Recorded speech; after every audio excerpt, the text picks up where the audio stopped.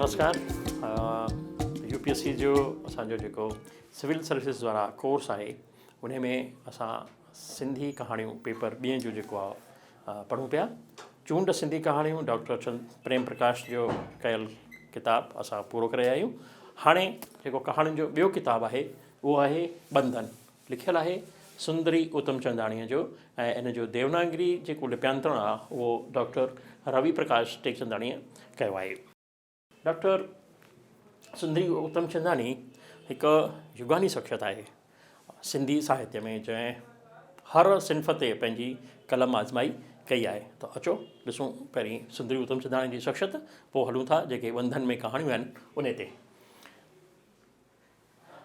सुंदरी उतमचंदाणी दीदीअ जो जनमु 28/9/1924 ते सिंध में थियो आहे ऐं साईंअ जे दर वञी अघाणा आहिनि 8 जुलाई 2013 में। दादी सुंदरी उतमचंदाणीअ विरहाङे खां अॻु ई लिखणु शुरू कयो हो। संदसि पहिरीं रचना रूसी कहाणी बहादुर मां जी बहादुर धीअ साथी मैगज़िन में छपी हुई ऐं हिंदुस्तान में पहिरीं कहाणी 1952 में ममता नाले छपी हुई। सुंदरी उतमचंदाणीअ जूं हेल ताईं कुल रचनाऊं जेके आयूं आहिनि उहे हिन रीति आहिनि। दीदीअ जा कहाणी संग्रह 11, उपन्यास 2, कविता संग्रह 2, तर्जुमा कयल किताब 9, मज़मून 1, एकांकी संग्रह 1 ऐं सफ़रनामो 1 हिननि लिखियो आहे। हिननि जी कहाणी संग्रह जो पहिरीं कहाणी आहे उहा आहे खीर भरिया हथड़ा नीर भरिया नेण। घणा किरदार आहिनि ॾिसो था, 3, दीपक, ज्योति ऐं चंद्रा।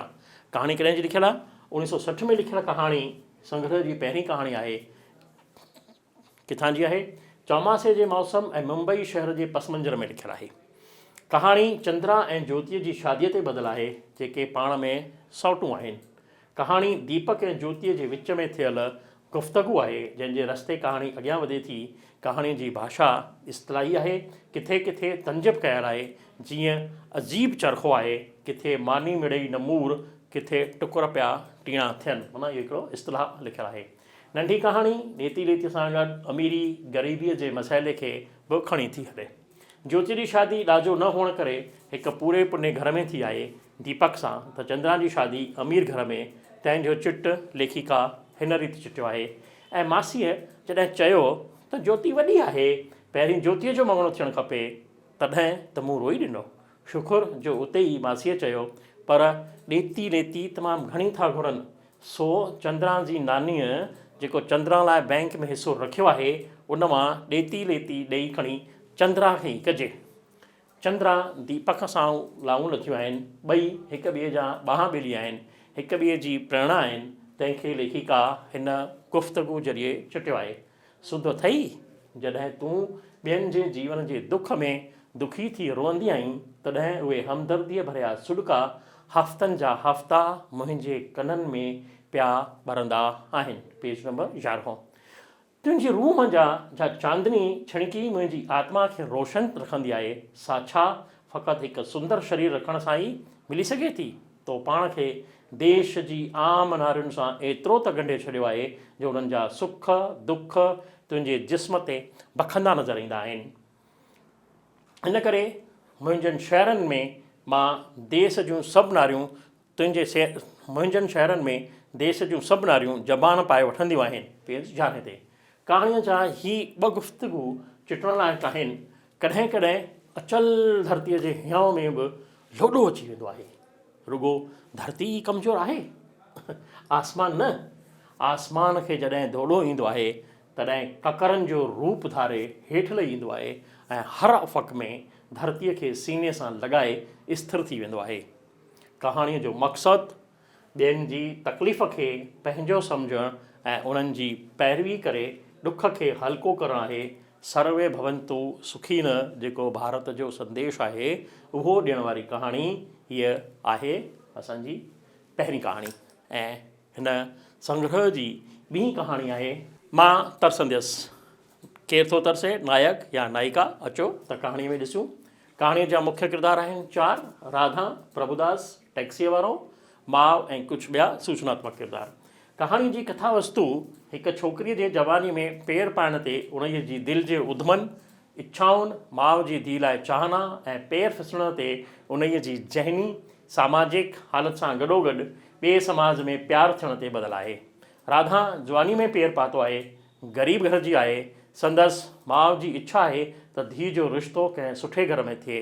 प्रभुदास को रिश्तो खणी थो अचे त संदसि जवाबु मुंहिंजी राधा थी अहिड़े घर में वञे। धीउ जे 20 सालनि में पेर पाइण खां 25 सालनि में पेर पाइण ताईं रिश्ता मोटंदा था रहनि। जवान चवान धीउ जा पेर तिरकी था पवनि ऐं हिकु धारीअ जात जे टैक्सीअ वारे सां प्यार थो थिए।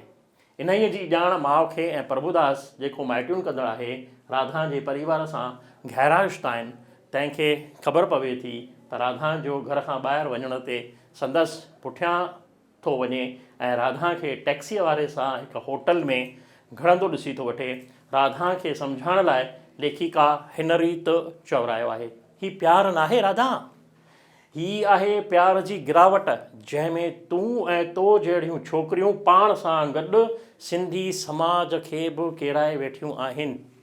राधा जे साम्हूं सिंधी समाज जी अहिड़ियुनि छोकिरियुनि जा कुझु मिसाल हुआ गंगा ऐं सावित्री जे रूप में। प्रभुदास जो राधा खे सम्झाइण लाइ हीअ गुफ़्तगू चिटण जहिड़ो आहे।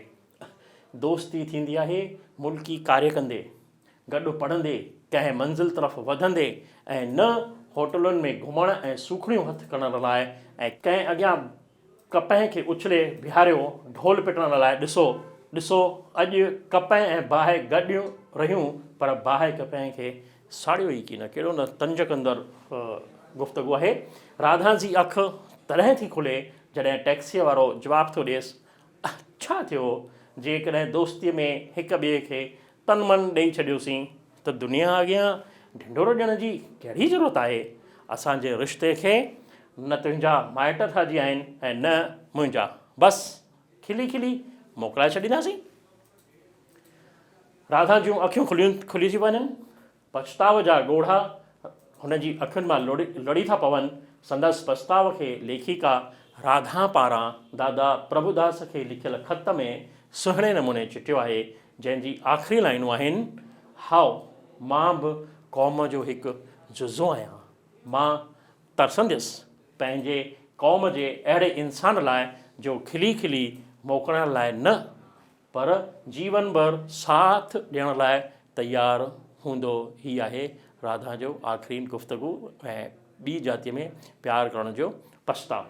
1959 में लिखियल कहाणीअ जो उद्देश्य जवान ॿारनि खे क़दम संभाले खणण सां गॾोगॾु परिवार समाज जी चिंता ऐं रिश्ता जोड़ण में वधीक नखरा न करणु, ॿारनि जी इच्छाउनि जो ख़्यालु रखण जो आहे। इन्हनि सभिनी खे चिटण जी भाषा इस्तलाही आहे। लेखिका पंहिंजे मक़सद में कामयाबु वई आहे त जवान ॿारनि जी इच्छाउनि जो माइट ख़्यालु रखनि। अचो कहाणी 3 नंबर 3 ते था हलूं पिया। जीअण जी तमन्ना। घणा किरदार आहिनि? 7। मां जेका नंढी भेण आहे। ॿिया किरदार आहिनि वॾी भेण, माउ, पीउ, भाउ, पति ऐं भाॼाई वग़ैरह वग़ैरह। कहाणी जी कथा वस्तु ग़रीब परिवार में जनम ऐं शाहूकार परिवार में वॾी उमिरि वारे शख़्स सां शादी ऐं विधवा संघर्ष ते ॿधल आहे। कहाणी जी स्त्री किरदार जो जनम कंहिं ग़रीब परिवार में थियो आहे। पीउ जो रोज़ी रोटी कमाइण लाइ संघर्ष ऐं परिवार जो वधणु, हिक कमरे में गुज़रान, नंढे भाउ खे शाहूकार घर में गोद ॾियणु, वॾी भेण जी शादी वॾी उमिरि जे शख़्स सां थियणु ऐं विधवा बणिजी पेकनि में अची विहणु, माउ पीउ जो सायो सिर तां खॼी वञणु, भाउ जो प्रेम विवाह, वॾी भेण जी मालकिण बणी आहे तंहिंजो विरोध, नंढी भेण जी शादी कंहिं सुठी जॻह ते थिए इन्हीअ लाइ भाॼाईअ जी कोशिशि, पर वॾी भेण जो विरोध। तंहिंखे लेखिका हिन रीति थी चिटे, निणान मां कक आहीं, इन करे उनखे कंहिं खुटल घर में उछले पाण हिन घर में मौजू करण थी चाहीं। वॾी भेण नंढी भेण खे मङाए थी, खेसि ॿुधायो थो वञे त छोकिरो अकेलो ई आहे, ॿीड़ियुनि जी वॾीअ बिज़नेस जो मालिक आहे, नौकर चाकर दर ते अथसि, का बि ससु ॾेराणी मूं सां मिल्कियत में हिसेदार थियण वारी कान्हे।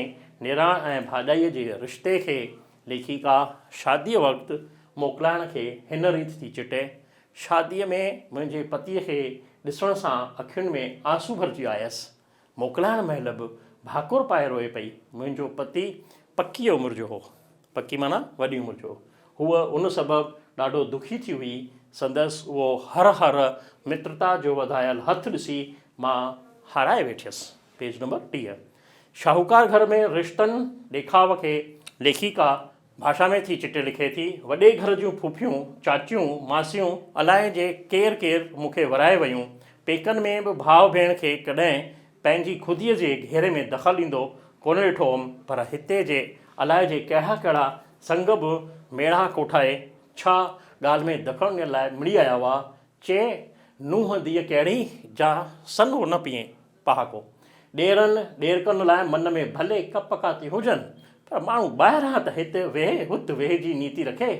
छोकिरी मुड़ुस जो हेॾे धन वारो मिलियो अथई त उन्हनि जी बि बीहां बीहां न कंदीअ त पुछंदे थोड़ई हिकु पहाको हिकु वॾीअ जो छोकिरीअ खे।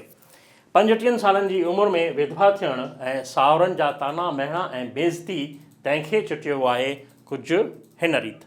मुड़ुस जी पुफीअ त चयो, कढो हिन खुटलनि जी धीउ खे ॿाहिरि।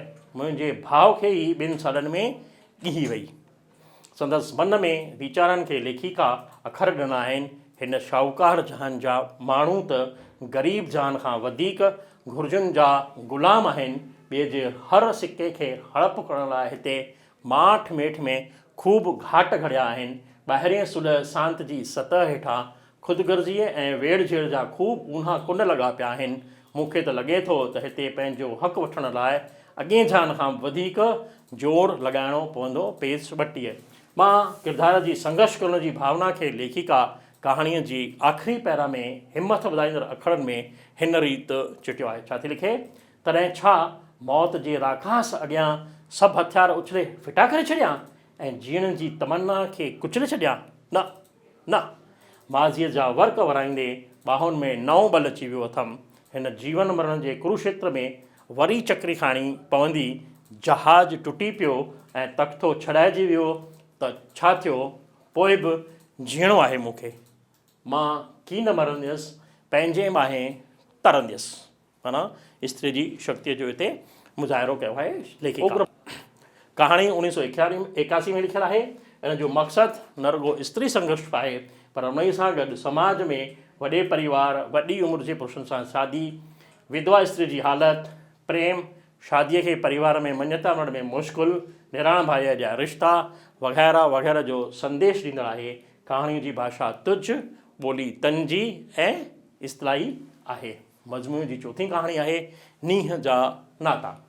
किरदार 5, पति पत्नी, पत्नी नीलम, ससु सहुरो, डॉक्टर ऐं कुझु ॿिया किरदार जेके सूचनात्मक आहिनि।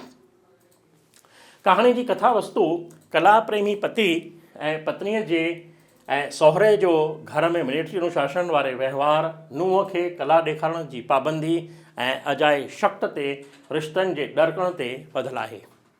लेखिका हीअ कहाणी बि मां किरदार जे नुंहं में लिखी आहे। मां यानी पति कहाणीअ जो मुख्य किरदारु आहे। खेसि हिकु लिफ़ाफ़ो थो मिले, पुठियां मोकिलण वारे जो नालो नीलम ॾिसी माज़ीअ में हलियो थो वञे ऐं पत्नीअ सां गुज़ारियल ॾींहंनि खे यादुनि जे रूप में पेश कंदो थो वञे। नीलम जे किरदार खे हिन रीति चिटियो आहे। पेतीअ में कपिड़ा ठाहिण लाइ नीलम ते वेठी हुई। पेती बंदि न पई थी सघेसि। पेतीअ ते छो वेठी हुई? छो जो बंदि न पई थिए। हूअ जोरीअ कपिड़ा दॿाए उहा बंदि करे रही हुई। नीलम जो हिकु हथु पेतीअ मथां, ॿियो हथु ज़मीन ते हो। वॾियूं खुलियल अखियूं मूं तरफ़ करे हूअ खिन लाइ फ्लिपिंग पोज में ॾिसंदी रही। हूअ उछल ॾेई पेतीअ मथां वेठी ऐं पेती बंदि थी वई। नीलम पतीअ खे तलाक ॾेई छॾियो आहे। तंहिंखां पोइ हिकु ख़तु लिखियो आहे। इहो ख़तु ई कहाणीअ खे अॻियां थो वधाए। ख़तु 6 पेजनि जो दास्तान आहे, जंहिंमें नीलम पंहिंजी नौकरीअ जी ॼाण हिन रीति ॾिनी आहे। हीअ नौकरी अहिड़ी आहे जंहिंमें मूंखे हिन मिल जे मज़ूरनि ऐं मज़ूरनि जा झगड़ा सुलझाइणा आहिनि, खेनि सुठियूं आदतियूं सेखारणियूं आहिनि, संदन भॻल रिश्ता ठाहिण जो यतन करिणो आहे न अंधे जे अंधनि खे रस्तो ॾेखारण वारो कमु। केॾी न तंज आहे, मगर अंधनि खे राह ॾेखारींदे रोशनी मुंहिंजियुनि अखियुनि में लही आई आहे, माना कंहिंखे सम्झाइण में पाण बि माण्हू सम्झी सघे थो पियो। अचो अॻियां था हलूं। नीलम पंहिंजे परिवार जे कला प्रेम सदस्य परिवार पारां हिमत वधाइण वारे माहौल खे चिटींदे साहुराणे परिवार में सहुरे जे मिलिट्रीअ मां रिटायर थियण करे हुकुम हलाइण वारी आदत ऐं ससु जे हीज़जी रहणु संदसि इच्छाउनि खे दॿाइण जो चिटियो आहे। संदसि कला त दॿाई वई पर पतीअ खे ॻाइण जी छूट हुई, तंहिं करे घर में महफ़िलूं बि थींदियूं रहनि थियूं। नीलम जे अरमाननि ऐं इच्छाउनि जो गलो घुटिजण ते बीमार थी पवणु ऐं डॉक्टर जी सलाह ते खेसि ड्रामा सेखारणु या दूर दराज जॻहियुनि ते नृत्य पेश करण जी मोकल मिले थी। नीलम जी ससु संदसि वेझो तॾहिं थी अचे जॾहिं संदसि घर में ॿ गुल रोशन ऐं मीना जे रूप में अचनि था। ससु जो दॿियल मातृ प्रेम वरी ताज़ो थो थिए त नीलम इन खां वांझिजी थी वञे। डॉक्टर जी हमदर्दीअ करे संदसि मन में हिकु नरम नाज़ुक सलो पैदा थो थिए, तंहिंखे लेखिका हिन रीति चिटियो आहे। डॉक्टर जी हमदर्दीअ हिकु नरम नाज़ुक सलो पैदा कयो हो। मां डिॼी वियसि ऐं उहो नरम नाज़ुक सलो मूं कोॾर हणी मन मां कढी फिटो कयो। मस्तु तंज वारो ऐं सम्झाइण वारो हिकु डायलॉग आहे, गुफ़्तगू आहे, पेज नंबर 35 ते। डॉक्टर जो घर में अचणु न पतीअ खे थो वणे ऐं न बाबा जिन यानी सहुरे खे। पती पत्नीअ खे प्यार न ॾेई सघे त स्त्री ॿिए पुरुष में प्यार ॻोल्हणु लॻे थी। अहसासु थियण ते पेर पुठिते करे थी। पति पुरुष फ़र्ज़ु संभालींदे पतीअ जो फ़र्ज़ु विसारे छॾण वारे खे केरु उहो सभु यादि कराए। पेज 39। सहुरो ॿिए ॾींहं ते ऑर्डर पास करे थो, डॉक्टर जो हिते रेल चेल अचणु मूंखे पसंदि कोन्हे। जे खेसि अचण खां मना न कई अथई त ॿुधी छॾ, तो लाइ बि हिन घर में जाइ कोन्हे। नीलम या बेइज़ती ऐं मिलिट्री ऑर्डर बर्दाश्त नथी करे सघे ऐं ॿारनि सां गॾु साहुराणो घरु छॾे थी अचे, तंहिंखे लेखिका हिन रीति चिटियो आहे। डॉक्टर का मूं लाइ एॾी अहमियत त रखे कान थो, जंहिंखां सवाइ मां रही न सघां हा। आख़िर शादी कयल औरत ॿिनि ॿारनि जी माउ हुजण खां पोइ बि तव्हांजे घर में इज़त जे लाइक़ु नाहे त उनजो घर में रहण ई कहिड़ी अहमियत थो रखे। ऐं मां तव्हांजो पतीपणो पलव मां छोड़े तव्हांजी दिलि जे सख़्तीअ भरियल ताक़ मथां रखे आयसि। केॾी न खार ऐं उनजे ख़िलाफ़ु नाराज़गी आहे पतीअ जे ख़िलाफ़ु, उहा हिननि अखरनि मां ज़ाहिर थी थिए पई। पतीअ वटि पत्नी मोटणु चाहे थी जेकॾहिं हू अची खेसि वठी वञेसि, पर संदसि जवाबु जीअं पाण ई निकिरी वईअ तीअं पाण ई अचे। केॾी न ठठोली आहे, छा वाक़ई मां पाण ई निकिरी वई हुअसि। पेज 39। कहाणीअ जूं आख़िरी सिटूं चिटण जहिड़ियूं आहिनि। लॻे थो मुंहिंजे हथ में लिफ़ाफ़ो नाहे, हिकु दोस्त जो नींहं जे नाते जो अॻियां वधायल हथु आहे। पेज 40। ही सिटूं कहाणीअ खे सुकांत तरफ़ वधाइनि थियूं। 1976 में हीअ कहाणी लिखियलु आहे। स्त्री जी ख़ुददारी ऐं नुंहं जे घर में उहिदे, स्त्रियुनि जी कला में रुझान खे पुरुष वधाइनि। इन्हीअ सां गॾु घर खे पंहिंजे कम जी जॻह खां हिकु अलॻि जॻह ठाहिणु घुरिजे, जिते परिवार जा रिश्ता प्रेम ऐं स्नेह जी छांव पाए वधनि। विझण जो उद्देश्य खणी लिखियल हिन संग्रह जी हिकु आला तरीन कहाणी आहे, जंहिंजी ॿोली इस्तलाही आहे। हीअ बि असांजे हिन मजमूए जी चौथी कहाणी। हाणे हलूं था हिन मजमूए जी 5हीं कहाणीअ ते। हुनजा 3 किरदार आहिनि, मां, साथीअ जी धीउ ऐं कुझु ॿिया किरदार। हीअ हिन मजमूए जी ॾाढी सुहिणी कहाणी आहे जेका मूंखे ॾाढो हुन मुतासिर कयो आहे। अचो ॾिसूं था कीअं आहे। घणी मुश्किलात ऐं जाखोड़ करण खां पोइ जेकर कुझु मिले त उनजी जे ख़ुशीअ खे चिटण लाइ कुझु अखर नथा थी सघनि, पर तंहिंखे चिटण में लेखिका कामयाबु वई आहे ऐं कहाणीअ जी शुरूआति कंदे लिखे थी। घणी मुश्किलात खां पोइ हिकु स्कूल में नौकरी मिली वई। फिज़ा में गीत गूंजण लॻा, शायदि हूअं बि गीत गूंजंदा हुआ, पर मुंहिंजो मन नौकरी जी चिंता ऐं चूर ज़िंदगीअ जे मेठास खां कुझु वक़्त लाइ मुनवर थी पियो हो। अॼु वरी बि पहाड़नि तां लहंदड़ धारा खे रुकावट दूर थियण ते नची ॻाए हेठि रहण जो मौक़ो मिलियो हो। पेज नंबर 41 ते। मां किरदारु स्कूल जी प्रार्थना में अची पहुचे थी। जिते नज़रूं फेराईंदे हिन जी नज़र हिकु कदावर शख़्स ते अटकी बीही थी रहे ऐं हुन लाइ हिन जे मन में हिकु तशबीह थी उभिरे वॾे थुर वारो वणु। कीअं आहे कहाणी बिल्कुलु अॻियां हिनखे चिटो कंदी। 2-3 ॾींहं हूअ इन ई शख़्स खे विसारे थी छॾे, पर थोरनि ॾींहंनि खां पोइ इन ई शख़्स जी ॼाण हासिलु करे थी वठे। तंहिंखे लेखिका हिन रीति चिटियो आहे, हुन वॾे थुर वारे वण खे ज़मीन में खुतल पाड़ुनि खां वठी टारियुनि पननि वेंदे संदसि पाछे ताईं डोड़े डोड़े जाचणु लॻी। Page number 42। हुन शख़्स जी धीउ बि उन स्कूल में नौकरी कंदी हुई। ॿिया सभु त खेसि बाबा चवंदा हुआ, पर हूअ खेसि भाऊ चवंदी हुई। खेसि संदसि बाबा हुअण ते फ़ख़ुरु करण जे अहसास ते जवाबु थो मिले, वञ, बाबा त तुंहिंजो हूंदो, सॼे जग जो हूंदो, मां त खेसि भाऊ चवंदी आहियां, मां हार मञण वारी न आहियां, खेसि वरंदी थी ॾिए। अहिड़े माण्हूअ खे मां बाबा त छा, पंहिंजो साथी सॾ में बि आर न करियां। केरु? मां किरदारु, जेको मुख्य किरदारु आहे कहाणी उहा थी चए सही। Page number 43। बाबा त छा, भाऊ त छा, पर साथी चवंदुसि। बाबा हुन जे पासे में अची बीठो हो। तंहिं वराणियो, सच किकी, असीं ॿई अॼु खां वठी हिक ॿिए जा साथी आहियूं। साथी अखर खे लेखिका अॻियां हली थी चिटो करे, कामरेड अखर सां ऐं स्कूल जी मास्तरनि में साथी अखर करे आयल हैरानीअ खे मिटाइण लाइ जुमिलो कम में आंदो आहे। साथी अखर जेको सभिनी मास्तरनि में मुंहिंजे मुंहं ते कमान कसे छॾी हुई, उनजो धाॻो कामरेड अखर सां हिकु टड़कंदड़ आवाज़ करे टुटी पियो ऐं कमान हिकदमि सिधी थी वई। हली साथी हुन छो चयो, हुनजो इहो ज़िक्र करे आई। कहाणीअ में साथीअ जे सिंधी ॿोलीअ सां प्यार, नाइका जे नाविल लिखण जी ॼाण ॾिनी वई आहे त तरक़ी पसंदि लेखकनि जी सिंधी साहित्य में आमद जो चिट ऐं साथीअ जे घर अचण वञण खे बि चिटियो वियो आहे। हिकु ॾींहुं साथीअ खे हूअ बिस्तर ते लेटियल थी ॾिसे। डॉक्टर खेसि पूरो आराम करण जी सलाह ॾिनी आहे। संदसि धीउ खेसि ॿुधाए थी, चवे थी, मां हिन भेरे खट तां कोन उथी सघंदुसि, पर मुंहिंजी मरण जी इच्छा असुलु कोन्हे।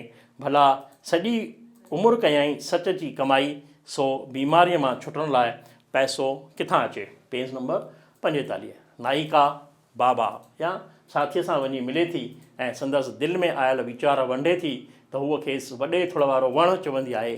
तंहिं ते साथीअ जो जवाबु चिटण लाइक़ु आहे, पर जंहिं वण जी पाड़ुनि खे कीड़ो लॻल आहे, उहो वॾो थुड़ रखी छा कंदो।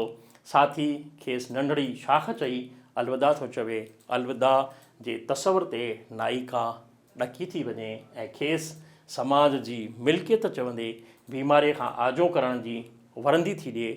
हिते वरी साथीअ जो जवाबु चिटण जहिड़ो आहे कि हिन समाज में त रुपयनि पैसनि खे ई मिल्कियत सम्झियो वेंदो आहे। इंसान सम्झणु त शायदि ॿीअ कंहिं क़िस्म जी समाज ई सेखारींदी। साथी हलियो थो वञे। लेखिका हिते हिकु ॿुढड़ीअ जो हवालो ॾींदे सिंधी पार ज़रिए साथीअ जो जीवन चिटियो आहे। कीअं चिटियो आहे ॾिसो। हाय मुंहिंजे लालण, कंहिं ॾींहुं कणिक चिपटीअ ऐं हिकिड़ी कतल ते बि गुज़र कयो हो, पर पंहिंजी लाॾ न लाथाई। हाय फाकनि हणी मुंहिंजे ॾाॾल जूं रगूं ई निचोड़े वरितियूं। Page number 47। नाइका खे ही पार हिमत थो ॾियारे जेको कहाणीअ जी आख़िरीन सुटुनि में ॾिनल आहे। साथी जा समाज तोखे पंहिंजी मिल्कियत नथी सम्झे, उनजे नसुनि मां रतु ज़रूरु सुकी वियो आहे। साथी, मां पंहिंजे कलम सां उनजे रतु वहाणियुनि में भरियल गंद खे खुरड़े फिटी कंदसि। मां हींअर सारी उमिरि लिखंदसि। सिंधी समाज में लेखकनि ऐं समाज सुधारकनि जी माली हालति खे चिटींदड़ हिकु मार्मिक कहाणी आहे, जंहिंजो मक़सदु या उद्देश्य समाज खे जाॻाइण ऐं समाज लाइ रत सत ॾींदड़नि जी सार संभालण लाइणु आहे। लेखिका कहाणीअ जी आख़िर में ॼाण थी ॾिए कहिड़ी त हीअ रचना हुननि अप्रैल 1955 में श्री लालचंद अमर नोमल जगताणीअ जी मृत्युअ जे सदमे हेठि लिखी आहे। मज़मूअ जी हिकु शानदार कहाणी आहे। लालचंद अमर नोमल जगताणी सिंधी साहित्य जो हिकु नायाबु सितारो हो, जंहिंजे जंहिंजे जीवन ते लेखिका हिकु सुहिणो चिट हिन कहाणीअ में लिखियो आहे त कीअं सिंधी समाज में लेखकनि ऐं समाज सुधारकनि जी हालति आहे, हू रत सत ॾियनि था पर समाज उन्हनि खे छा थो ॾिए। मजमूए जी 6 कहाणी, विलायती घोट जी ॻोल्हा। किरदार घणा आहिनि? 6। पहिरियों मां, मोतल, सुलोचना उर्फ सिल्ली, अम्मा, माणिक, रोचो ऐं कुझु ॿिया किरदार। कहाणीअ जी कथा वस्तु जेका आहे उहा विलायती माण्हुनि जे वहिंवार ऐं शयुनि जे वापराइण ते ॿधल आहे। कहाणी जे मां किरदार जे भेण जी निणान मोतल लाइगोस कंट्री आहे, उन मां हिंदुस्तान जे कंहिं शहर में अची लथी आहे, छो जो खेसि संदसि धीउ सुलोचना उर्फ सिलीअ जी शादी कराइणी आहे। सिलीअ खे छोकिरो खपे विलायती, तंहिंजी तलाश हिंदुस्तान में। ख़ैर, माइटीअ जे लाइ कुझु ॿांभणनि खे त कुझु माइटुनि वारनि खे चयो थो वञे। हिकिड़ी माइटीअ वारीअ जो ही गुफ़्तगू चिटण लाइक़ु आहे। तुंहिंजी भेण जी निणान जी धीउ लाइ विलायती घुट थी घुरे, सो पैसो ॾोकड़ बि चङो खणी आई हूंदी, छो त ख़बर अथई विलायती शइ जरा महांगी मिलंदी आहे। सो मुंहिंजे जवाब में माइटुनि वारे जी लालची वहिंवार खे बि चिटियो आहे। न रुॻो महांगो घोट ख़रीद करण जी समर्थी अथसि, पर तव्हां माइटुनि वारनि खे बि धांधीकी कमीशन मखाईंदी। धांधीकी माना चङी कमीशन। सिलीअ लाइ घोट जी ॻोल्हा शुरू थी वञे, पर चवंदा आहिनि त किथे छोकिरो पसंदि नथो अचे, त किथे परिवार, त किथे छोकिरे जो वहिंवार। हिकु छोकिरो सिलीअ खे पसंदि थो अचे त माउ मोतल खे शक थो पिए त छोकिरो मंडो आहे, इन ई करे रिजेक्ट छोकिरो ॾेखारींदे माइटुनि वारी रोमा तंग अची थिए त सुलोचना जी छेत थी लाहे, यानी हुनखे छिड़िॿे थी वई। छोकिरी विलायती घोट घुरंदी ख़रीद करणु आई आहीं, असुलु दुनिया खे ई लोॾाए छॾियो अथई। हिकु त अम्मा तोखे सिली यानी बेवकूफ़ चवंदी आहे, ऐं तोखां पोइ घणियूं माइटियूं खयूं अथमि। हर का माइटी महीने अधु में किथे त किथे ठका कयो वञे। हाणे तूं बि सेघ कर, को बि छोकिरो पसंदि करे वे, न त तो मां ई ऐब निकिरणु शुरू थी वेंदा। हिते माण्हू अथई, भोली न चओ। सिलीअ जे जवाब ऐं माइटुनि वारीअ सां बहस ते अम्मा जो जवाबु सिंधी समाज जी रीतियुनि रस्मुनि खे हिन रीति थो चिटो करे। अम्मा वॾीअ सुलोचना खे धमाल कढी माणस खे चयाईं, धीउ ऐं हेॾो फाटड़ो दिलि छो कई अथई? असांजूं त शादियूं अहिड़ियूं ॿकरबू साट में थींदियूं हुयूं जहिड़ो गूंगी गांइ जो सौदो। वरी रोचा माइटुनि वारनि खे चयाईं, भाई ॾिस रोचा, ॿारु हिरियल आहे, सिकी लधो, तूं न वञी खुआर कजांइसि। हिक ई गुफ़्तगूअ में अम्मी पंहिंजे वॾे हुअण जो अहसासु थी कराए। हिकु विलायती छोकिरो पसंदि थो अचेनि। हिते लेखिका इंडियन छोकिरियुनि जे बारे में गुफ़्तगू लिखी भारत जे नारियुनि जी साराह हिन रीति कई आहे, पर ॿई पीउ पुटु चवनि था इंडिया जी छोकिरी थींदी आहे कौल जी सची ऐं वफ़ादार। पेज नंबर 57 ते। हिन भेरे न छोकिरे वारनि पारां थी आहे, तंहिंखे हिन रीति चयो आहे त छोकिरे जो पीउ थो चवे त सुलोचना पली निपनी विलायत में आहे, सो उन में भारतीय छोकिरियुनि जा गुण कोन हूंदा, इन करे माइटी न थींदी। हाणे सुवाल थो उते त सुलोचना लाइ छोकिरो कहिड़ो ॻोल्हिजे। तंहिंखे लेखिका चंद लाइनुनि में हिन रीति चिठियो आहे, मम्मी तूं ख़्यालु छो थी करी? पप्पा त चयो हो सिंधी छोकिरो ॻोल्हियो, रुॻो विलायत में कमु कंदड़ हुजे। ऐं अम्मा चवे थी विलायत जो छोकिरो अलाइजे वफ़ादार हूंदो, अलाइजे न। डिघो साह खणी मोतल चयो, छोकिरे खे त असीं पंहिंजे हिकिड़े दुकान ते रखूं हा। Page number 58। अम्मा वॾो वाको करे चयो, उन ई हिसाब सां त हितां जो को बि सिंधी छोकिरो वठी वञो, विलायत में रहंदो त बसि विलायती घोट थियण जो ठपो लॻी वेंदुसि। हिते जे बैगुनि खे ई हवाई जहाज़ वारनि जा लेबल लॻी वेंदा आहिनि त साॻियूं बैगूं फॉरेन जूं थी पवंदियूं आहिनि। कहाणीअ जी पुॼाणी लेखिका ॾाढी सुहिणी कई आहे। विलायती घोट जी ॻोल्हा कहाणीअ जे मां किरदार जे घर में ई पूरी थी करे तंहिंखे ॾाढे सुहिणे नमूने चिटियो आहे। ईअं त मम्मी मूंखे हिकिड़ो सिंधी छोकिरो उन्हनि फॉरेन जे छोकिरनि खां सुठो लॻे थो, पर उनखे त खपे देसी कुंवार। हूअ अखि टेड़ी करे माणिक ॾांहुं ॾिसणु लॻी थी। मोतल सहारो के चयो, अड़े माणिक त कीअं नथी चईं? सुलोचना जवाबु ॾिनो, पर सॼी ॻाढ़ी थी वई। माणिक खां टहिक निकिरी वियो। चयाईं, तॾहिं हाणे विलायती घोट जी ॻोल्हा जो दफ़्तरु बंदि थियो। लेखिका हिन कहाणीअ में देसी विदेशी माण्हुनि ऐं शयुनि जे वहिंवार ऐं वापराइण सां गॾोगॾु सिंधी समाज जे देश प्रेम ऐं शादीअ जी रीतियुनि रस्मुनि सां गॾु पश्चिमी सभ्यता जे सिंधियुनि ते असर जो चिट इस्तलाही ऐं तंजी ॿोलीअ ज़रिए कयो आहे। कहाणीअ जी शुरूआति में ई इत्र जी ख़ुशबू फैलाव ते अम्मा वॾीअ जे हिन गुफ़्तगूअ ज़रिए देश प्रेम जो सुहिणो उदाहरण पेश कयो आहे। अम्मा वॾीअ नक में नास चुपटी विझी चयो, मूंखे त इहा विलायती इत्र जी बांस वणे ई की न, मूंखे त वणे चंदन जी सुगंध। बसि कहाणी 1982 जी लिखियलु आहे ऐं उन में लेखिका ॾाढे सुहिणे नमूने देश में वेठल छोकिरनि खे कीअं पसंदि कजे, विदेशी छोकिरनि जा छा हाल आहिनि, उन्हनि सभिनी खे ॾाढे सुहिणे नमूने हिन कहाणीअ में चिटियो आहे। अचो हिन जे संग्रह जी सती कहाणी ते था हलूं। सिंधी थी विया दाणो दाणो। किरदार 2 सरला, चांदी ऐं रामी। कहाणीअ जी कथावस्तु सिंधी समाज में ॾेती लेती ऐं ॿिए समाज में शादीअ ते ॿधलु आहे। चांदी माइटुनि करण वारी आहे जेका कंहिं शहर जे कंहिं मोहल्ले जी हिकु बिल्डिंग में रहंदी आहे, जंहिंजी ॼाण ॾींदे लेखिका चिटियो आहे, चांदी अमी रहंदी आहे असां वारी साॻी बिल्डिंग में, पर घर अथसि 3 माड़े ते। सो असां वटि पहिरें माड़े ते साही पटे ओभारी लहिवारी करे पोइ ई मथे चढ़ंदी आहे। कहाणी जी मुख्य किरदारु घर खां ॿाहिरि घटि थी निकिरे, तंहिं करे खेसि ख़बर न आहे त समाज में छा पियो वहे ऐं वापरे। इन्हीअ जी सॼी ख़बर खेसि चांदीअ मां पवे थी। संदसि वाव सुवाव ॿुधण जो ढंग अहिड़ो आहे जो केॾी महिल खिलाए टहिक ॾियारे त केॾी महिल रुआरे छॾे।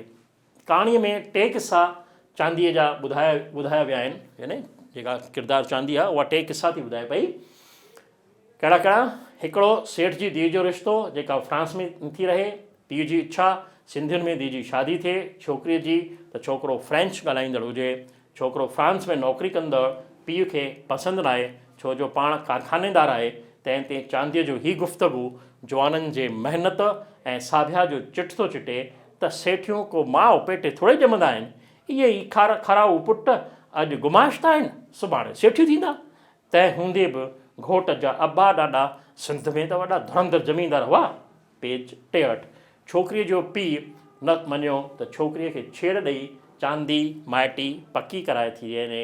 ॿियो किसो सिंधी छोकिरीअ जी लेव वञी धारीअ जातीअ जे छोकिरे सां लॻी, माउ जी हिकु ई धीउ मिल्कियत जी वारिस शादी थी। शादीअ खां पोइ ख़बर पई त छोकिरो पंहिंजे पेरनि ते बीठल ई कोन्हे, माना नौकरी कोन कंदो, कमाईंदो कोन हो। मथां जुआ ऐं शराब जी बुरी आदत। छोकिरीअ खे ॿारूं कुटू ॾिए जो आलम 6 महीने में छोकिरी अची पेके घर वेठी। तलाक जी अर्ज़ी लॻी, तलाक मिलियो। इन खां अॻु ई छोकिरी निंड जूं गोरियूं खाई आत्महत्या कई आहे। माउ जो हाल हिकु सिट में लेखिका हिन रीति चिटियो आहे, माउ जा ॿाकर जा ॿुधी आई आहियां, बसि पितो ई पाणी थी वियो अथमि। टियों किसो रामीअ जे पुट जो। सरला खे ॿुधाए थी त रामीअ जे पुट लाइ छोकिरीअ जी इच्छा खे हिन रीति चिटियो आहे, रामी कान ॾिठी अथई जेका रोज़ु रोज़ु मोटर खणी अची मुंहिंजे घर ते बीहंदी हुई त पुट जी माइटी करे ॾींहुमि ऐं छोकिरी बि वठी ॾींहुमि हूर परी। शल बाहि लॻेसि, छोकिरी बराबरि हूर परी ॾेखारीमांसि जंहिंजी निड़ीअ मां ई पाणी पियो बखियो। पर रामी बाई चवे, मां वठंदसि 4 मणिया हीरनि जा। जेतोणीकि छोकिरो बि छोकिरीअ ते हिरख हारे वेठो, तब बि माई 4 मणियनि खां हेठि लहे छो थी। माउ जे ज़िद करे पुटु वञी धारी जातीअ मां कोर्ट मैरिज करे थो अचे। माउ पछताए रही आहे। ॿी जातीअ में शादीअ करे माउ जे अरमाननि ते लेखिका ॾाढे सुहिणे नमूने चिटियो आहे त सिंधण नुंहुं वठां हा त धीउ जूं के सिकूं लायां हा। पंहिंजी रीत रस्म आए वे जी मान मर्यादा जी का ख़बर हुजे सां सिंधी छोकिरुनि जो पातो लाथो ॾिसी ॿियूं जातियूं पियूं रीस कंदियूं आहिनि। धारी छोकिरी करे 100 सिंगार करे त बि सिंधण कान थी सघंदी। वॾी ॻाल्हि ॿाही चाहे ॿांदी पखी सूंहे पंहिंजे।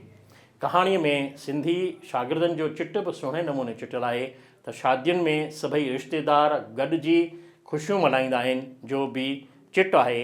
इस्तलाही ॿोली सिंधी समाज जी रीतियुनि रस्मुनि धंधेदारीअ करे नाणो कमाइण ऐं नाणे माणे मां ॿी जातीअ में शादियुनि करे दाणो दाणो थी वञण जो चिट लेखिका ॾाढे सुहिणे नमूने चिटियो आहे। कहाणी पाठक खे चांदीअ जे किसनि सां खिलाए बि थी त रोआरे बि थी। हीअ कहाणी बि 1981 जी लिखियल आहे। अचो अॻियां था वधूं पिया। बाक़ी थोरी कहाणियूं रहियूं आहिनि। 8 नंबर कहाणी आहे बंधन, जेका संग्रह जे शुरूआती जेको टाइटल आहे उन जी उहा कहाणी आहे। घणा किरदार आहिनि? 4, गोप, सरोज, किशोर ऐं रूप। कहाणीअ जी कथा वस्तु शादीअ जहिड़े पवित्र बंधन, विछोड़े ऐं मेलाप ते ॿधल आहे। कहाणी 1959 जी लिखियल आहे। कहाणी स्त्री मनछेद खे सुहिणे नमूने चिटींदड़ आहे। रूप जी शादी किशोर सां थी आहे। रूप छोकिरी आहे। कहाणीअ में शादीअ खां पहिरीं जे प्रेम जी दास्तान ऐं विछोड़े जे लाइ प्यारु उभरी थो अचे ऐं तूफ़ानी राति में पत्नीअ जे मनह करण खां पोइ बि हू घर मां निकिरी थो वञे। लेखिका चिटे थी, अॻिते वधणु पुठिते वञण खां काफ़ी ॾुखियो आहे, न त भला मूंखां जे प्रेम जी ॾाकण ते चढ़ण लाइ हेॾा साल लॻी विया, उन तां एतिरो तकिड़ो तव्हीं कीअं लही विया जो सरोज वटि वञण लाइ हेॾो ज़िद करे वेठा। उन तूफ़ानी राति जो मुंहिंजी हेॾी व्याकुलता ॾिसी बि तव्हां वटि न हमदर्दी उभरी सघी न रहम। प्रेम जी ॾाकण जा सभु ॾाका लहण लाइ बसि उहे थोरा ई पल काफ़ी हुआ। माना नायिका जो केॾो दर्द आहे हिननि अखरनि में। पेज नंबर 71 ते। रूप किशोर खां जुदा थी त गोप खेसि सहारो थो ॾिए, खेसि हिकु ऑफिस में नौकरी वठी थो ॾिए। रूप वॾी हटक सां ऑफिस में कमु करणु शुरू थी करे खेसि पहिरीं पघार थी मिले त हूअ हिकु बंधन मां पंहिंजो पाण खे मुक्त थी ॾिसे। तंहिंखे लेखिका अखर ॾिना आहिनि कहिड़ा? पहिरीं पघार मिलण खां पोइ ईअं लॻो ॼण गंगा जो जल थधो त ॾाढो हो, मगर टुॿी हणण सां हर पाप खां मुक्त थी वियुसि। तव्हां खां पैसा घुरण जी बाक़ी जेको बंधन हो उन खां बि मुक्त थी वई हुअसि। नायिका हाणे ॿिए बंधन खे तोड़ण लाइ कोशिशि थी करे, पर उहो बंधन कीअं टुटंदो, वॾो सुवालु आहे। नायिका माज़ीअ जा वर्क उथराईंदी थी रहे, जिते किशोर बि कमु करे रहियो आहे। किशोर रूप खे ॿिए पुरुष सां गॾु ॾिसी ईर्ष्या में भॼी थो वञे। सरोज जी शादी ॿिए कंहिं हंधि थी चुकी आहे। किशोर जो इन ई रूप खे लेखिका अखर थी ॾिए, तव्हीं बराबरि हिकु घायल पखीअ जियां मूं ॾांहुं निहारे रहिया हुआ। किशोर रूप खे ख़त थो लिखे ऐं वरी हिकु साथ ज़िंदगी गुज़रण जी वेनती हिन रीति थो करे। रूप, वरी कॾहिं जुदा न थींदासीं। इन्हनि अखरनि ते नायिका झूमे थी ऐं चवे थी, जंहिं रोक खे बंधन थे सम्झियुमि उहो प्रेम हो, मुक्ति हुई। तव्हांखे इन्हनि अखरनि केॾी पीड़ा खां मुक्त करे छॾियो आहे, कीअं ॿुधायांव। नायिका इहो ख़त राति भर जागी लिखियो आहे। तंहिं ख़त में किशोर जी हालति जो तसवर बि हो ऐं आख़िर में ख़त में लिखे थी, नवनि जो शुमार हूंदो जॾहिं तव्हीं ईंदा, उहा घड़ी बसि तसवर नथी करे सघां। कह फुटीअ जे पघरियल सोन खां बि सुहिणी हूंदी ऐं सची हूंदी। पेज नंबर 28 ते। लेखिका कहाणीअ में घणई तशबीहूं ऐं मुशाबहतूं ॾेई कहाणीअ खे मनोवैज्ञानिक कहाणी बणायो आहे। शादीअ जो बंधन अटल आहे, जेको टुटी नथो सघे, जो संदेश ॾियण में कामयाबु वई आहे। हीअ कहाणी बंधन एॾी ज़ोरदारु मनोवैज्ञानिक कहाणी आहे पति पत्नीअ जे रिश्तनि ते, जेका कहाणी वर करे पढ़ण जी जेका आहे चाहना थींदी आहे। तव्हां बि पढ़ंदा त तव्हांखे बि उहो मज़ो ईंदो। 9 कहाणी ॾेव थियो परॾे। किरदार घणा आहिनि? 4। जानकीअ जो घोट केवल ऐं पार्वती वग़ैरह। कहाणी जी कथा वस्तु किथां जी आहे? सिंध जे ॻोठ ऐं परिवार जी यादि ते ॿधल आहे। लेखिका जानकी किरदार जो चिट पहिरीं पहिरा में हिन रीति चिटियो आहे। जानकीअ खे लाऊं लॻे को साल ॿ कोन थियो हो, पूरा 35 साल गुज़री चुका हुआ साहुरनि में। हींअर हूअ डुकंदड़ भॼंदड़ हणी बि कोन रही हुई। ॾाकण जा 2 ॾाका गॾु टपंदे लहंदी हुई, या चोट ते चंड खे अर्घु ॾियणु वेंदी त वॼंदड़ कंझे जहिड़ी खिल सां पाड़ो ई खुड़काए छॾींदी हुई। जानकी जे घोट जी पेढीअ ते सिंध मां सोभ संदसि पेकनि वारे ॻोठ जो हिकु शख़्स अची लथो आहे। उनजी ॼाण थी मिले त ज़िद थी करे वेहे त इन ई महिमान खे टेलीफोन करे घर घुराए ॾियो। संदसि इन ई हालति खे ॾिसी पति चई थो, वेहे हिन उमिरि में बि पेकनि जी एॾी सिक। नंढड़ी नींगर जियां खणी अंगल कयो अथई त महिमान खे घर में घुराए ॾे। महिमान घर में थो अचे, संदसि महिमान नवाज़ी खां पोइ ॻोठ जे हाल अहिवाल जो, सिंध जे विरहाङे ऐं सिंधियुनि जे लॾण जो थोरो चिट बि चुटियो आहे। कहाणीअ में महिमान केवल ॻोठ जे बदिली वञण ते, ॻोठ जे माहौल जेको वातावरण उते जो बदिली वियो आहे उन जो अहिवाल थो ॾिए, हिन रीति थो ॾिए। कीअं थो ॾिए? मगर हाणे त मेडिकल कॉलेज बि आहे असां वटि, ईअं त नयूं सरकारी ऑफिसूं, अस्पतालूं, स्टेशनूं बि आहिनि, सुठियूं ठहियल आहिनि, जो ॾिसी अखियूं चरख़ थी वेंदियूं। ॻोठनि जी ॻाल्हियुनि त नायिका जानकीअ जा अरमान जगनि था त खेसि केवल ॿुधाए थो त हाणे जनाने आलम जो वॾो तादादु आहे। हाणे नियाणियूं बि कविताऊं कहाणियूं अलाए जे छा छा पियूं लिखनि, यानी सिंध में बि हाणे लेखिकाऊं उभरी करे अची वियूं आहिनि। हली सिंध जे रीतियुनि रस्मुनि में आयल बदिलाव खे केवल हिकु मिसाल ॾींदे ॿुधाए थो त थोरो वक़्तु अॻु जी ॻाल्हि आहे, हिकिड़ो वॾो ज़मींदार जेको ॻोठ जो मुखी लेखिबो हो उहो गुज़ारे वियो। पंच सरपंच जेके पंच पंचायत जा, उहे मुखीअ जे पुट खे पग ॿधण आया त छोकिरो वठी न पियो ॾिए। उहो ज़मानो ई लॾे वियो जॾहिं मुखी पग पाए ओताक ते वेठो चिल्म मां बुड़का कढंदो हो ऐं ॻोठ जा हारी नारी अची खेसि सलाम भरींदा हुआ। हाणे एतिरो वक़्तु सो कंहिंखे आहे, पंच बि थिया नए ज़माने जा, तंहिं चयसि मिरियो ई खणी सोणकी, ॿियो हाणे चिल्म छाजी, ओताक छाजी। केवल जानकीअ जो सॻो भाणेजो आहे। कहाणीअ जो सुखांत कंदे लेखिका चिठियो आहे, केवल पुट तोखे ॾिसी त ईअं पई सम्झां ॼण सालनि जी विछड़ियल भेण मिली आहे। मूंखे छा चवां तोखे मिठा, तूं त आहीं असां भेनरुनि जे विच में पुल, ॿिनि सरहदुनि जे विच में वाट। लेखिका हिक ई कहाणीअ में सिंधी समाज जी न रुॻो रीतियुनि रस्मुनि जो पर धार्मिक मान्यताउनि जो, जीअं वेसाख ऐं कारकतनि जे महीने में छोकिरियुनि पारां निभाईंदड़ रस्मुनि जो चिट चिटियो आहे। पर देश जी आज़ादी ऐं विरहाङे करे कीअं घणनि जे अरमाननि ते पाणी फिरी वियो, उन जो बि सुहिणो चिट तशबीहुनि ऐं इस्तिलाहनि ज़रिए ॾिनो आहे। कहाणी 1982 जी लिखियलु आहे। संग्रह जी आख़िरी कहाणी आहे मिनी कहाणी। मुंहिंजो शीर्षक ई मिनी कहाणी आहे, मुंहिंजो सिरो ई मिनी कहाणी आहे। किरदार आहिनि ॿ, मां ऐं हूअ। कहाणीअ जी कथा वस्तु सिंधी भाषा ऐं साहित्य खे नई टईअ ज़रिए फैलाइण ते ॿधलु आहे। हूअ हिकु कंपनीअ जे शैम्पूअ जी मशहूरीअ लाइ मां जे घर थी अचे ऐं उते खेसि पाणी ऐं बिस्कुट जी आछ थी करे, पर हूअ बिस्कुट जे बदिरां भरणीअ में रखियल पापड़ थी खणे ऐं तॾहिं ख़बर थी पवे त उहा सिंधियाणी आहे, सिंधी ॻाल्हाए रही आहे, छो जो ॾाॾीअ हुनखे सिंधी सेखारी आहे। भाषा जे प्यार खे लेखिका हुन जे गुफ़्तगू ज़रिए हिन रीति चिटियो आहे। ॾिसो, अंग्रेज़नि खे केॾो न पंहिंजी ॿोलीअ सां प्यारु आहे, किथां कही अचनि था हिते कॉन्वेंटूं खोले असांखे अंग्रेजी सेखारनि। Page number 88।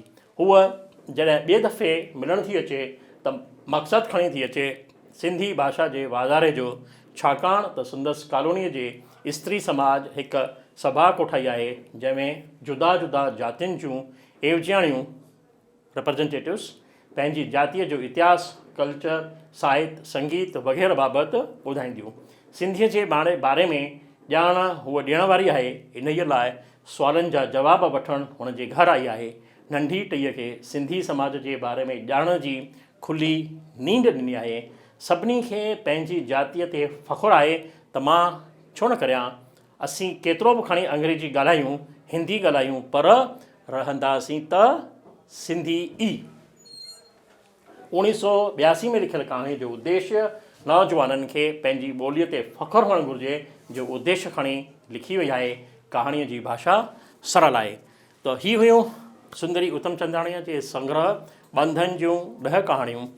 सुंदरी उतमचंदाणीअ जे हिन संग्रह में अलॻि अलॻि विषयनि खे खणी करे जेके हुननि कहाणियूं लिखियूं आहिनि 1952 खां 1980-82 ताईं, उन्हनि जो हिकु कलेक्शन आहे। भाषा ॾाढी सुठी आहे ऐं कहाणीअ जो जेको रवानगी आहे उहा बि ॾाढी सुठी आहे।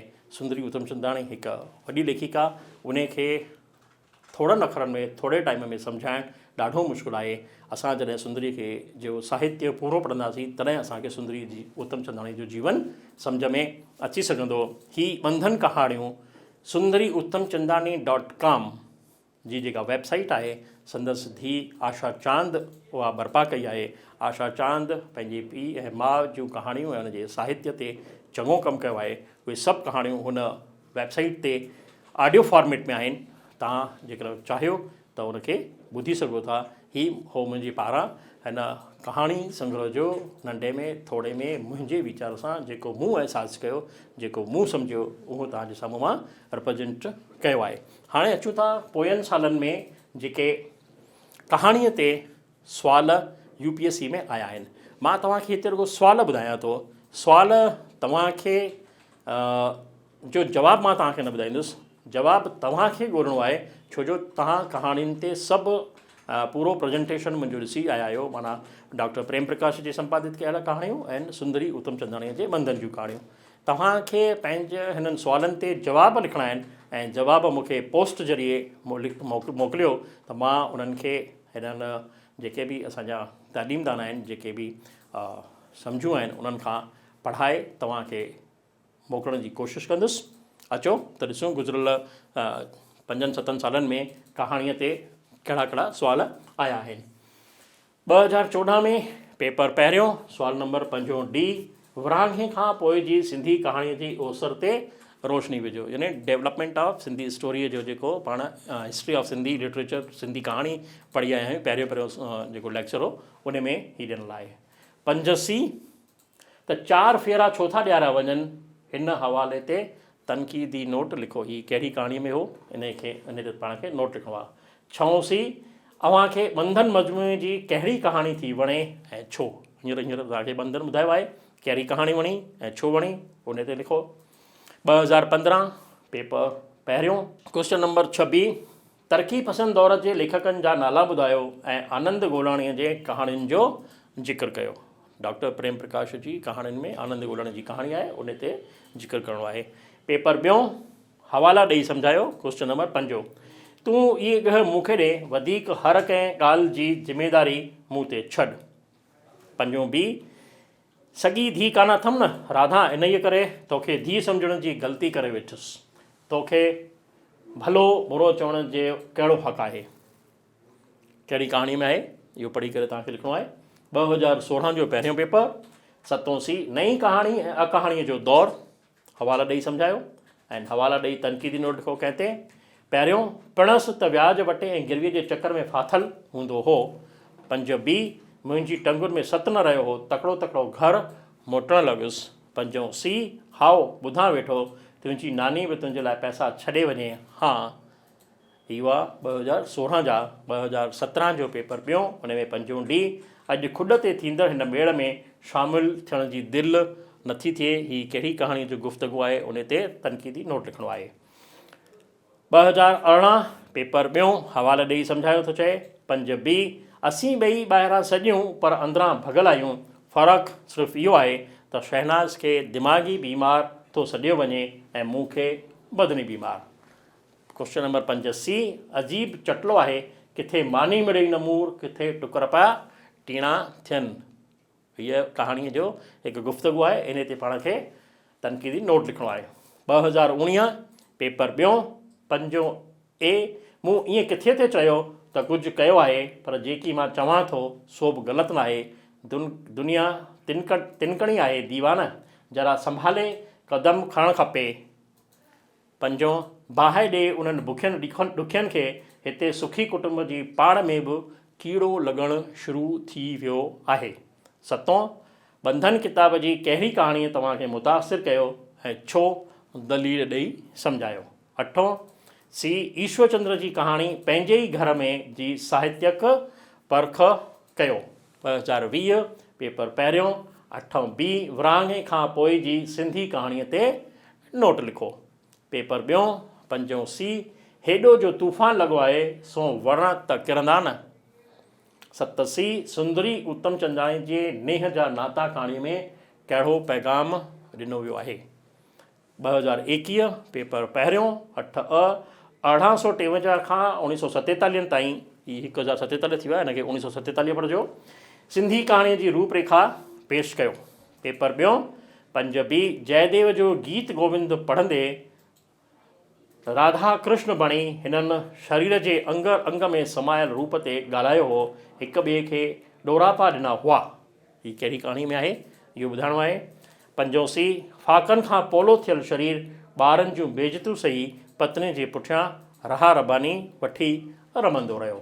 6B बंधन मजमूए जी पंहिंजी पसंदि जी कहाणी जी अदबी कथा कयो। हिते न जेको आहे अची वियो आहे हली, पर हिते ही पसंदि जी कहाणी आहे, उन ते तव्हांखे नोट लिखिणो आहे। ही हुआ असांजा क्वेश्चन्स जेके कहाणी ॿिन्ही किताबनि में जेके असां कहाणियूं पढ़ी आया आहियूं, डॉक्टर प्रेम प्रकाश जी चूंड सिंधी कहाणियूं ऐं बंधन कहाणियुनि में। हिन ते जेके सुवाल आया उहे मूं तव्हांजे साम्हूं रखा, तव्हांजा जवाब तव्हांखे लिखणा आहिनि ऐं मोकिलिणा आहिनि मूंखे बाय पोस्ट।